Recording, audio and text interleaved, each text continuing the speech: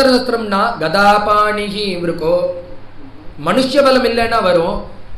1000-10,000 யானைக்கு சமமான பீமன் இருக்கான் அவங்க குடும்பத்துல, மனுஷனுடைய பலமும் இருக்கு. அஸ்திரசஸ்திரங்கள்னா கிருஷ்ணோஸ்திரி காண்டிவம் சாபம், பரமேஸ்வரன்ட்ட கேட்டு வாங்கிட்டு வரல அந்த பாசுபதாஸ்திரத்தை அர்ஜுனன் சண்டை போட்டு வாங்கிட்டு வந்திருக்கான். அப்பேற்பட்ட பராக்கிரமசாலி. சுகிருத் கிருஷ்ணஹா தத்தோ விபத்து. இதெல்லாம் இருந்து தெய்வ பலம் இல்லைன்னா மொத்தத்துக்கு சூன்யமா போயிடும். அப்படியோன்னா மூட்டை மூட்டையா எள்ள தின்னுட்டு உங்க கூடயே குதிரை குளிப்பாட்டின்னு உங்களுக்கு படுக்க தட்டி போட்டுன்னு இங்கேயே இருக்கான் கிருஷ்ணன். கிருஷ்ணனும் இருக்கான். அப்புறம் எப்படி உங்களுக்கு இந்த கஷ்டம்லாம் வருதுன்னா எனக்கு அது மட்டும்தான் புரியல. ஒண்ணு புரியுறது. என்ன புரியுறதுன்னா சர்வம் காலகிருதம் மன்யே. காலம்தான் இது எல்லாத்தையும் தீர்மானம் பண்றது. அவாவா தலையில என்ன எழுதி இருக்கோ அதுதான் நடக்கும். பகவான் பக்கத்துல இருந்ததுனால இதெல்லாம் நடக்காதுன்னு அர்த்தம் இல்லை. அவனுடைய அனுகிரகம் வேணும். எல்லாம் காலகிருதம், சர்வம் காலகிருதம் மன்யே சொல்லிவிட்டு அஸ்யானுபாவம் பகவான் வேதகுக்கியதமம் சிவா தேவர்ஷிகி நாரத சாட்சாத். உங்க பக்கத்திலே இருக்கான், இவன் யாருன்னு தெரிஞ்சுக்க முடியலையான்னார். உடனே அவர் சொல்றாரு, ஒவ்வொருத்தர் ஒவ்வொரு விதமா பார்த்திருக்கேன், இவர் யாரா பக்கத்தில் இருக்கிறது யாருன்னு தெரியுமான்னு கேட்கிறார் பீஷ்மாச்சாரியால். உடனே இந்த அர்ஜுனன் தர்மபுத்திராதிகளா என்னுடைய மாமா பிள்ளையாச்சே கிருஷ்ணன்னா, இவன் யாருன்னு உங்களுக்கு அருமை தெரியாம நீங்க இருக்கே, இவன் யாருன்னு யார்கிட்ட கேட்கணும்னா பரமேஸ்வரன்ட்ட போய் கேளு. அஸ்யானுபாவோ பகவானே வேதகுக்கிய தமம் சிவா. பரமேஸ்வரனை பார்த்து கேளு. தேவரிஷி நாரதரை போய் கேளு. கபிலரை போய் கேளு. அவளுக்கு தான் இவருடைய அருமை புரியும். உங்க பக்கத்துல இருந்துட்டு ஏமாத்தின்னு இருக்கா மாமா புள்ள அத்தை புள்ளன்னு சொல்லிட்டு, இவன் நானா சாட்சாத் பகவான்பா. உடனே பார்த்தா நீங்க தர்மம் சொல்லணும், இது போல சந்தேகம் இருக்குன்னார். உடனே பீஷ்மாச்சாரியால் சொல்றார், நானே தங்கு மூச்சு வாங்கிட்டு இருக்கேன், என்ன போய் தர்மம் சொல்லுங்கிறேன்னு. நான் எப்படி தர்மம் சொல்றதுன்னா, சுவாமி சொல்லிட்டார், நீங்க மறைஞ்சா தர்மம் சொல்றதுக்கு ஆசாமி கிடையாது, அதனால் நீங்க இவாளுக்கு சந்தேகத்தை நிவர்த்தி பண்ணணும்னு சொல்ல. அவர் சொன்னால், நான் என் பலத்துல இந்த தர்மத்தை சொல்ல போறதுல உன்னுடைய பலத்துல வேணா சொல். என்ன பண்ணணும், நான் அதுக்கு என்ன பண்ணணும்னா, நீ எனக்கு முன்னாடி வந்து நிக்கணும். இதோ நின்றுக்கு என்ன இப்படி நிக்க கூடாது. சதுர்புஜஹா கதாப்ஜ சக்ரஹா, முன்னாடி வந்து வைகுண்ட ரூபத்தோட எனக்கு காட்சி அடிக்கும். காட்சி கொடுத்தேன்னா உன்னுடைய பலத்துல நான் இந்த தர்மத்தெல்லாம் சொல்லுவேன். சதேவ தேவஹா பகவான் பிரதீக்ஷதாம் கலேவரம் யாவதிதம் ஹினோம்யஹம் பிரசன்னஹா சாருணலோச்சனோல்லசத் முகாம்புஜோத்யானபத சதுர்புஜா. சதுர்புஜனாக வந்து நின்னேன்னா நான் உன்னுடைய பலத்துல இந்த தர்மத்தை சொல்லுவேன்னு சொன்னது ஆச்சரியம் இல்லை. பகவானும் சதுர்புஜனாக அவருக்கு முன்னாடி வந்து நிற்கிறார். பீஷ்மாச்சாரியால் ஒரு 16 வயசு யுவாவை போல எந்த நின்றுட்டு தர்மத்தை சொல்ல ஆரம்பிச்சுட்டார். என்னென்ன சொன்னார்னா, ராஜ தர்மானு, மோக்ஷ தர்மானு, ஸ்திரீ தர்மானு, பகவத் தர்மானு, பலவிதமான தர்மங்களை பர்வாவா ஜனங்களுக்கு வழங்கினார். எந்த பலம்னா, எல்லாம் பகவான் நிற்கிற பலத்துல அவனுடைய சிரிச்ச முகத்தை பார்த்துட்டே இத்தனை தர்மத்தையும் சொன்னார். சிவசகஸ்திரநாமம், விஷ்ணு சகஸ்திரநாமம் முதலிய எல்லாத்தையும் பண்ணி முடிச்சார். முடிச்சுட்டு எல்லாரையும் விளங்கிக்கோங்கன்னு, நான் மேலே என்னுடைய ஜீவனை விட போறேன், நான் பகவானை பார்த்து செத்த ஸ்தோத்திரம் பண்ணு. தர்மத்தையும் சொல்லியாச்சு, ஸ்தோத்திரங்களையும் பண்ணியாச்சு, நான் அவனுக்கு ஸ்தோத்திரம் பண்ண போறேன். உடனே பார்த்தார், அந்த சரதல்பத்தில் இருந்தபடியே ஸ்தோத்திரம் பண்றார். இதிமதி ரூபகல்பிதா வித்ருஷ்ணா பகவதி சாத்வத புங்கவே விபூம்னி ஸ்வசுகமுபகதே கொச்சித் விஹர்த்தும் பிரகிருதிமுபேயுஷி யத்பவ பிரவாகா திரிபுவன கமனம் தமாலவர்ணம் ரவிகர கௌரவராம்பரம் ததானே வபுரலககுலாவிருதானநாப்ஜம் விஜய சகேர திரஸ்து மேனவத்யா. நேரானுக்கிற அந்த பகவானை பார்த்து சொல்றார், இதி மதிஹி உபகல்பிதா வித்ருஷ்ணா, என் மனசை உங்ககிட்ட கொடுக்குறேன். எப்பேற்பட்ட மனசுன்னா, அடங்காத மனசு. எல்லாருக்கும் என்னென்ன எத்தனை வருஷம் வாழ்ந்தாலும் இன்னொரு 100 வருஷம் ஆட் பண்ணி வாழ முடியாதாங்கிற எண்ணம் தான் இருக்கும். அப்படி ஒரு அடங்காத மனசு எனக்கு அது போலதான். அடங்காத மனசு. என்ன அடங்காத மனசுன்னா, இப்ப ஒன்ன பார்த்தோன்னே எனக்கு வாழணுங்கிற எண்ணம் வருது. பகவானை பார்த்தா ஏதாவது ஒன்று சமர்ப்பணம் பண்ணணும். ரிக்தஹஸ்தேன நோபேயாத்து ராஜானம் தெய்வதம் குரு. சில இடத்துக்கு வெறுங்கையை வீசின்னு நம்ம போகக்கூடாது. எந்தெந்த இடத்துக்குன்னா ரிக்தஹஸ்தேன நோபேயாத்து ராஜானம், ராஜாங்கத்துக்கு போற இடத்துல தெய்வதம் குரு. கோவிலுக்கு போனா ஒரு முட்டை திரியோ எண்ணெயோ எடுத்துட்டு போகணும். ஒரு குழந்தை இருக்கிற அதுக்கு வெறுங்கையை வீசிட்டு போகக்கூடாது. குருவை பார்க்க போகும்போது 2 பழமாவது சமர்ப்பணம் பண்ணணும். சில இடத்துக்கு ஒன்றும் எடுத்துட்டு வராமல் போகக்கூடாதுன்னு ஒரு சாஸ்திரம் இருக்கு. இப்போ நீ இருக்க சில இடத்துல எப்படி இருக்குன்னா வஸ்து இருக்காது, கொடுக்கணுங்கிற எண்ணம் இருக்கும், பகவான் இருக்க மாட்டான். சில இடத்துல எப்படி இருக்குன்னா வஸ்து இருக்கும், பகவான் பிரத்யட்சமா இருக்க மாட்டான், மனசும் இருக்காது. சில இடத்துல வஸ்து இருக்கும், கொடுக்கறதுக்கும் ஆசாமி இருக்க மாட்டா, பகவானும் இருக்க மாட்டான். 3 விதமான தரப்பு இருக்கு.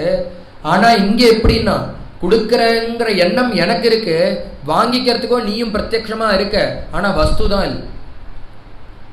உடனே பார்த்தார், நான் உனக்கு சமர்ப்பணம் பண்ணணும்னு நீ இருக்கேன், ஆனா வஸ்து இல்லை.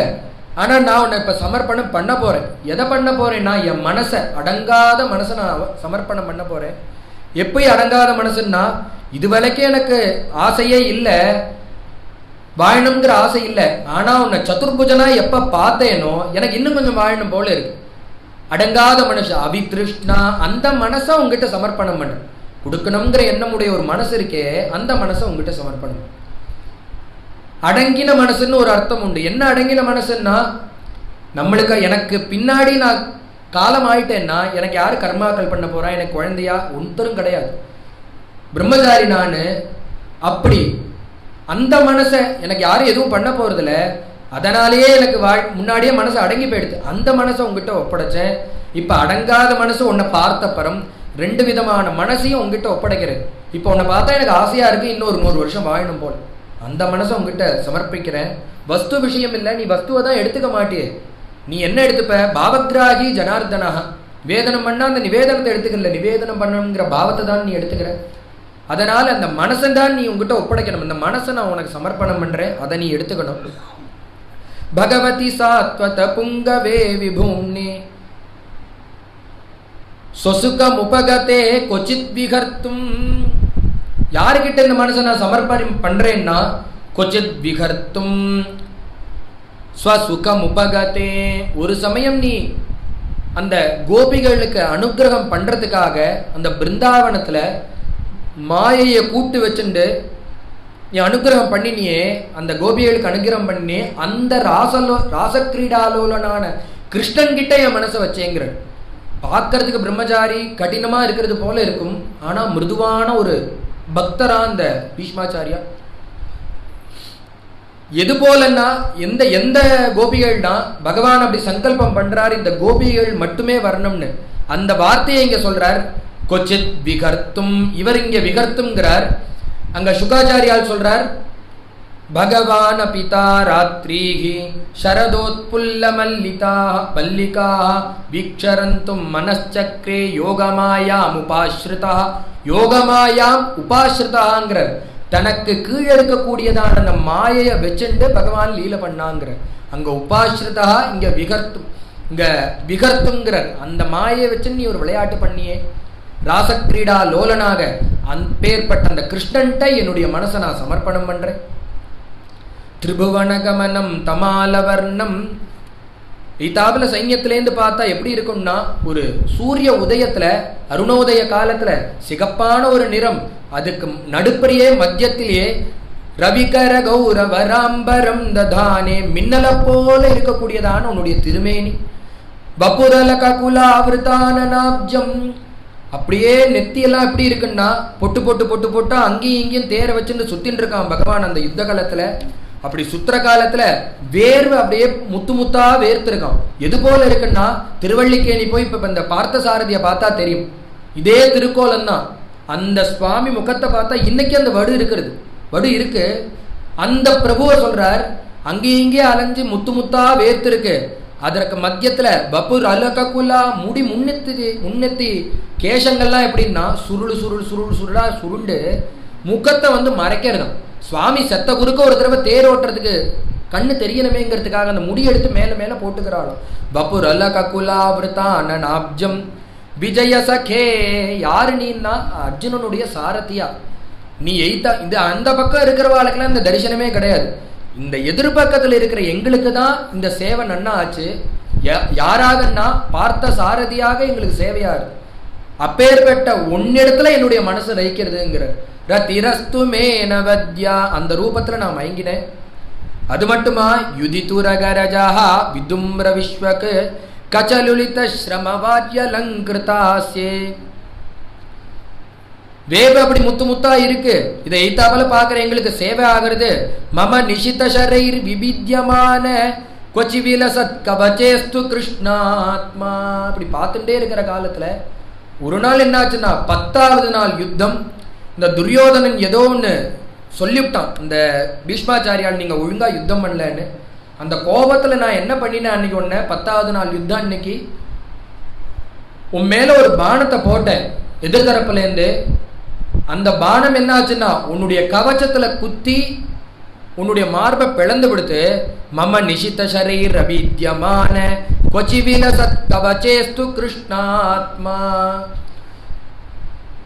அது எதற்காக நான் அந்த கவச்சத்தை பிளந்து வச்சேன்னா, நானோ பிரம்மச்சாரி, எனக்கு யாரும் சந்ததிகள் கிடையாது, நான் போனா ஸ்ராத்தமா இல்ல தர்ப்பணமா ஒன்றும் கிடையாது, நான் கதி இல்லாம இருக்க போறேன். நான் பிற்காலத்துல எனக்கு எதுவும் நல்லதா நடக்கணும், நான் சத்கதியை அடையணுங்கிறதுக்காக பிரம்மச்சாரிங்கிறதுனால நான் முன்னையே உங்ககிட்ட ஒரு வழியை ஏற்படுத்தி வச்சுட்டேன். அந்த கவச்சத்தை நான் எதுக்கு அடிச்சேன்னா, என்னைக்கோ ஒரு நாள் போவேனே அன்னைக்கு நான் உங்ககிட்ட வந்து லயமாகணுங்கிற எண்ணம் எனக்கு இருக்கு.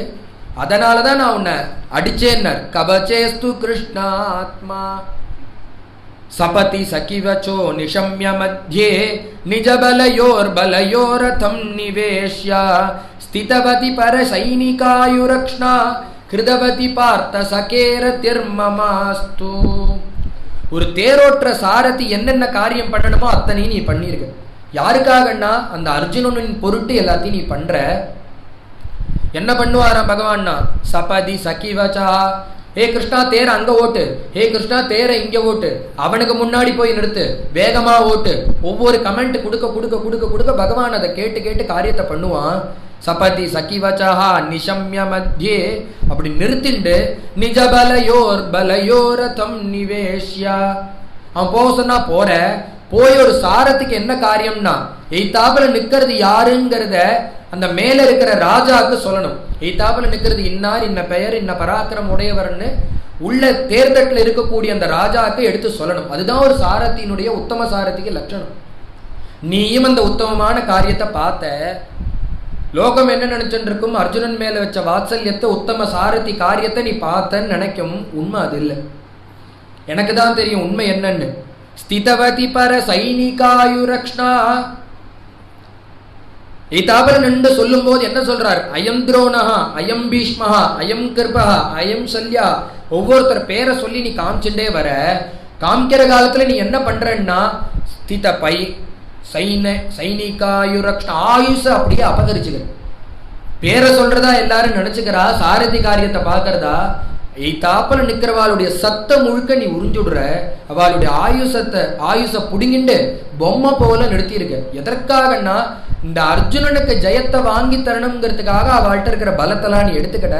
கிருதவதி பார்த்த சகேர திர்மமாஸ்து. அந்த மூர்த்தி கிட்ட என்னுடைய மனசை நான் கொடுத்தேன்னார்.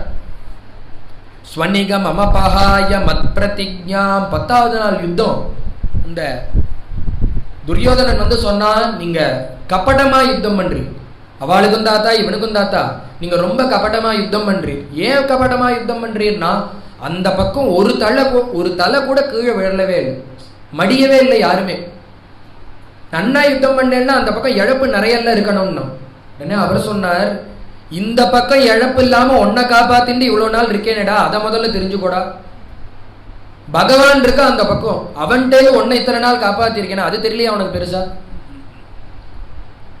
அதுக்கு நன்றி சொல்லாதபடிக்கு நான் ஒழுங்கா பண்ணலங்கிறியே. உடனே துரியோதனன் சொன்னா, என்னதான் இருந்தாலும் நீ கபட்டமா தான் யுத்தம் பண்றீங்க, அவளுக்கு அவ பட்சம் தான் இருக்கேன்னா. உடனே ஒரு பிரதிஜை பண்ணார்.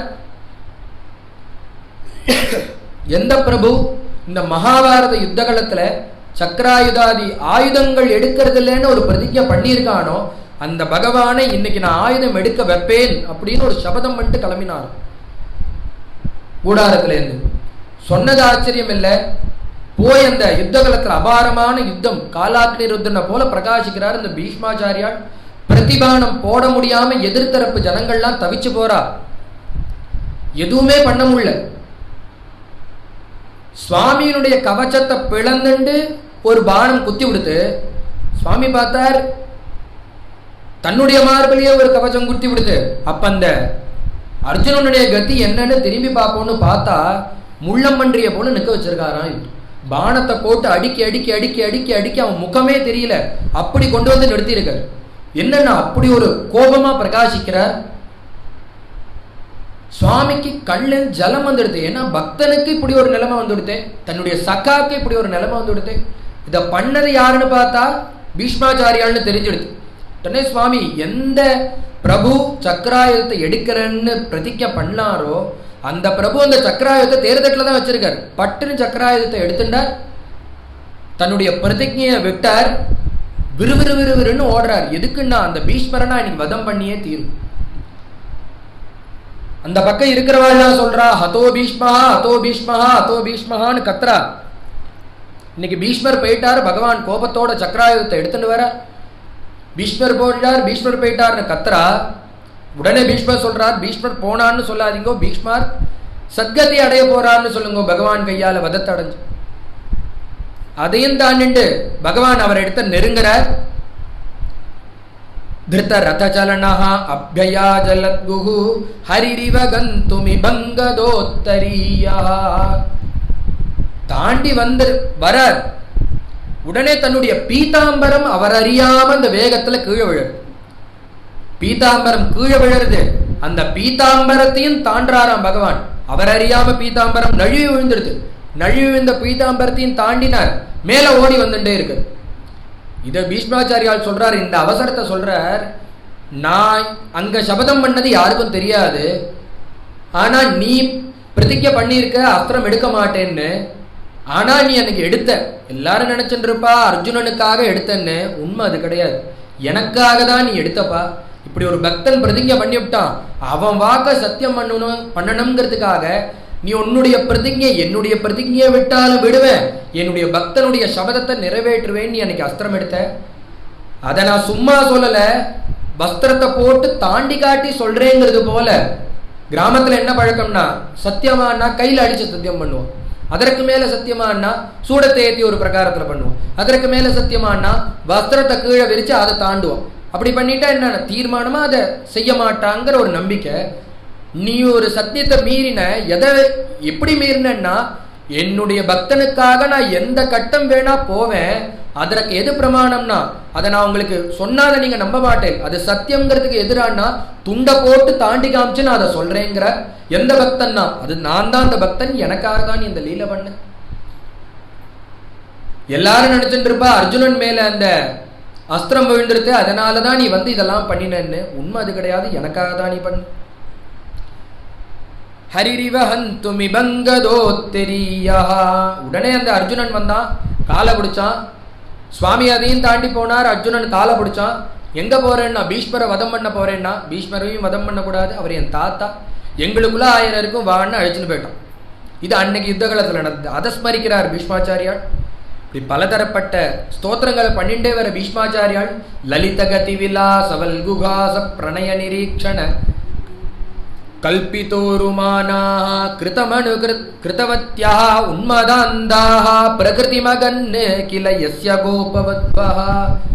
எத்தனையோ மார்க்கங்கள் இருந்தாலும் ஒன்னு அடையறதுக்கு சுலபமான மார்க்கம் நான் எதை நடக்கிறேன்னா, கோபிகள் ஒரு வழியை காமிச்சு கொடுத்துருக்காளே அந்த வழிதான். எந்த வழின்னா, அவ எப்படி பகவான் அடைஞ்சான்னா, பகவான் விட்டுட்டு போயிட்டான், பகவானை நினைச்சே பகவானை போய் அடையறா. தன் மனஸ்காஹ ததாலாபாஹ தத்விசேஷ்டாஹ ததாத்மிகாஹ தாதாத்மிய பாவம் ததாத்மிகாஹ தத்குணானேவ காயந்த்யஹ நாத்மாகாராணி சஸ்மருகு. ஒருத்தி என்ன பண்றா, திடீர்னு என்ன பண்றா, மேலாக்க தூக்கிண்டு விரல்ல போட்டு நிக்கிறா. என்னடி திடீர்னு மேலாக்க கையில போட்டு நிற்கிறே, யார் என்னடின்னா, நான் தான் கிருஷ்ணன், மேல இருக்கிற அந்த வஸ்திரம் தான் கோவர்தனம்ங்கிறான். இன்னொருத்தி என்ன பண்ணா, கிருஷ்ணன் பிரிஞ்சு போயிட்டான். அந்த சமயத்துல இந்த கோபிகள்லாம் மனசுல இப்படி அபிநயம் பண்றா. இன்னொருத்தி என்ன பண்றா, ஓங்கி வந்து ஒரு குத்த விடுறா. ஏண்டி என்ன சும்மா குத்தின, நான் தான் கிருஷ்ணன், நீ தான் சகடாசுரன்கிற. உடனே இன்னொருத்தி அங்கேருந்து வந்தா மார்பிளையே குத்தினா, ஒருத்தி உதைக்கிறா, ஒருத்தி குத்தரா, சகடாசுரன்கிறா, ஒருத்தி பூத்தனங்கிறா. இன்னொருத்தி வந்து அடிக்கிறா, அவ தேனுகாசுரனை நான் வதம் பண்றேங்கிறா. இன்னொருத்தி கைய பிடிச்சுட்டு தட்டாமால சுத்துறா, என்னன்னா நான் தான் கிருஷ்ணன், நீ தான் ராதா, வா ராசலீல பண்ணலாம். ஒவ்வொருத்தர் ஒருத்தி மேலே ஏறி நின்று கையும் காலையும் காமிச்சுன்னு ஆடிண்டே இருக்க, என்னன்னா கீழே நிற்கிறதுக்கு ஆலிங்கன், நான் தான் கிருஷ்ணன்.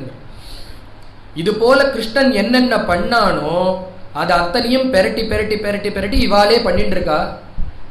எதனாலன்னா பகவான் பிரிஞ்சு போயிட்டான், அவன் பண்ணதெல்லாம் நினைச்சுக்காலாம் தாதாத்மிக பாவத்தினால. என்னாச்சுன்னா உத்தவர் வரார், சுவாமி சமாதானம் சொல்லி அனுப்புறா, என்ன பிரிஞ்சு கோபிகள் கஷ்டப்படுவா, நீ போய் அப்பா அம்மாவை பார்த்துட்டு அந்த கோபிகளையும் பார்த்துட்டு வான்னு சொல்லி அனுப்புறார். உத்தவர் வரார். வந்த உத்தவர் கண்ணும் கண்ணீருமா அழுதுண்டே போறார். என்னன்னா கோபிகள்ல போற ஒரு பக்தி யாராலையும் பண்ண முடியாது. எத்தனையோ கிரந்தம் எப்பேற்பட்ட பக்தி மார்க்கமா இருந்தாலும் கோபிகளோட பக்தின்னா அது யதா பிரஜவல்லபீனாம்ங்கிறார். அவளை போல பக்தி பண்ணுவா இனி பிறந்ததும் கிடையாது, பிறக்க போறதும் கிடையாது. பக்திங்கிறதுக்கே ஒரு உதாரணம் அந்த கோபிகள் தான். அங்க வந்த உத்தவர் என்ன பண்றார், நீங்க கிருஷ்ணன் மேல அவ்வளோ பக்திங்கிறள், என்னெல்லாமோ சொல்றேன், நீங்க கிருஷ்ணன் போனப்புறம் என்னமா உங்களுக்கு ஜீவன் தங்கினதுன்னு கேட்டு, கிருஷ்ணன் போனோன்னு நீங்க போயிருக்கணுமா வேண்டாமா, நீங்க ஏன் உயிரோட இருக்கேன்னார். அதுக்கு அந்த கோபிகள் சொல்றா, கிருஷ்ணன் போனோன்னு நாங்களும் போயிருப்போம், ஆனா எங்களால போக முடியல, அவனை நினைச்சு நினைச்சு அழுதுன்னு இருக்கோம். ஏன் நாங்க போலன்னா, இந்த உயிர் எங்களோடதா இருந்தா நாங்க மாச்சிக்கலாம், இந்த உயிரே அவனோடதுன்னா அவனோட உயிரை போக்குற தெம்பு எங்களுக்கு கிடையாது, எங்களுக்கு அந்த அருகதையும் கிடையாது. எப்படி நாங்க ஜீவன் தசையில இருக்கோம்னா அவனை நினைச்சு நினைச்சு அவன் பண்ணதை நினைச்சு நினைச்சுதான் நாங்க உயிர் வாழ்ந்துட்டு இருக்கோம். எங்க ஜென்மாக்கு அது போதும், அதை வச்சுட்டே நாங்க இருந்துப்போம்.